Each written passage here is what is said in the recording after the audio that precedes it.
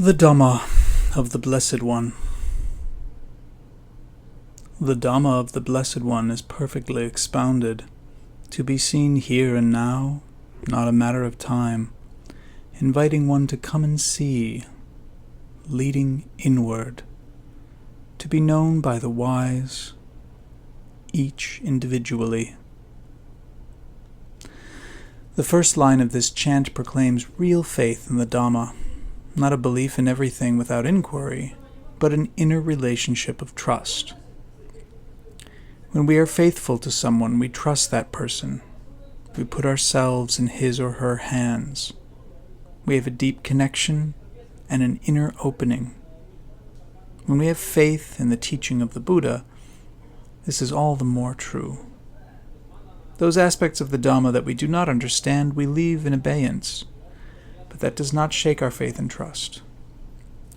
Dhamma is the truth expounded by the Enlightened One, the law of nature surrounding us and embedded within us.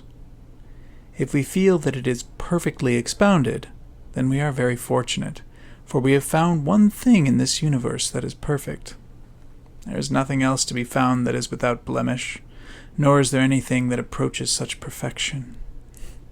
If we have that trust, faithfulness, and love for the Dhamma, and believe it to be perfectly expounded, then we have found something beyond compare. We are blessed with an inner wealth. To be seen here and now means that understanding the Dhamma is up to each one of us. The Dhamma has been made clear by the Enlightened One, who taught it out of compassion, but we have to see it ourselves with an inner vision.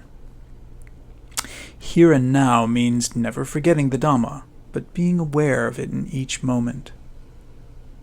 This awareness helps us to watch our reactions before they result in unskilled words and actions. When we see the positive within us, we cultivate it. When we see the negative, we substitute the positive. When we believe all our thoughts and claim justification for them, we are not seeing the Dhamma.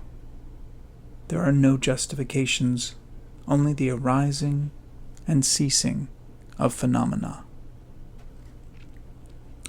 Not a matter of time means that we do not depend upon a Buddha being alive in order to practice the Dhamma. Some people think that there has to be a perfect teacher or a perfect meditation. None of that is true. Mental and physical phenomena, Dhammas, are constantly coming and going, changing, without pause. When we hang on to them and consider them ours, we will believe any story our mind tells us, without discrimination. We consist of body, feelings, perceptions, mental formations, and consciousness, which we grip tightly and believe to be me and mine.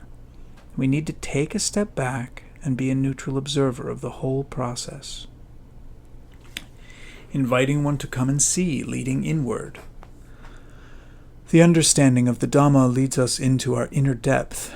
We are not invited to come and see a meditation hall or a Buddha statue or a stupa or a shrine, but to see the Dhammas arising within us.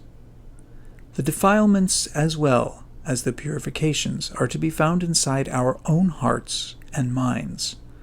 The arising and ceasing phenomena, which are our teachers, never rest.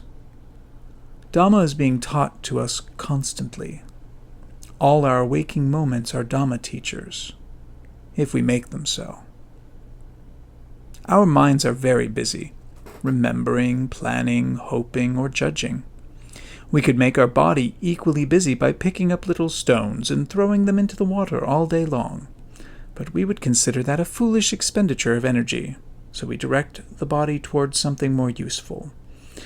We need to do the same with the mind. Instead of thinking about this and that, allowing the defilements to arise, we should direct the mind towards something beneficial, such as investigating our likes and dislikes, our desires and rejections, our ideas and views. When the mind inquires, it does not get involved in its creations. It cannot do both at the same time. As it becomes more observant, it remains objective for longer periods, That is why the Buddha taught that mindfulness is the sole means of purification. The clear and lucid observation of all arising phenomena eventually shows that they are only mind and body, constantly expanding and contracting, in the same way as the universe does. Unless we become very diligent observers, we will not notice that aspect of mind and body and cannot know the Dhamma, here and now, even though we have been invited to come and see. To be known by the wise, each individually, means that no one can know the Dhamma for another. We cannot chant, read, discuss, and listen. We can chant, read, discuss, and listen, but unless we watch all that arises, we will not know the Dhamma by ourselves. There is only one place where the Dhammas can be known, within our inner being. It has to be a personal experience. Meditation helps. Unless we inquire into our reactions and know why we want one thing and reject another, we have not seen the Dhamma. This practice will also give us a clear perception of impermanence, anicca, because our desires and dislikes are constantly changing. We will see that the mind, which is thinking, and the body, which is breathing, are both unsatisfactory. Dukkha.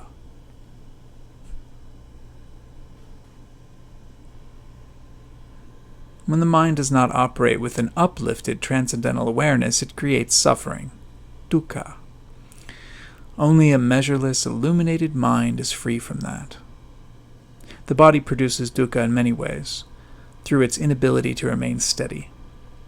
Seeing this clearly will give us a strong determination to know Dhamma by others. Seeing this clearly will give us a strong determination to know Dhamma by ourselves. It's all about being an island.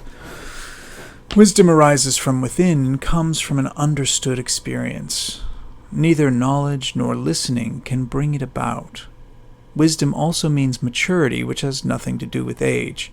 Sometimes life experiences may help, but not always. Wisdom is an inner knowing which creates self-confidence. We need not look for somebody else's confirmation and goodwill. We know for ourselves with certainty. Treading the Dhamma path is like walking a tightrope. It leads along one straight line, and every time we slip it hurts. When we first start to walk on the tightrope, we are not used to balancing. We sway all over the place, going in many directions, wherever it is most comfortable. We may feel restricted and coerced, not being allowed to live according to our natural instincts. Yet to walk on a tightrope, we have to restrict ourselves through mindfulness. These restrictions may at first feel irksome, like fetters or bonds, but later they turn out to be liberating. To have this perfect jewel of the Dhamma in our hearts, we need to be awake and aware. Then we can prove, by our watchfulness, that the Dhamma of the Blessed One is perfectly expounded.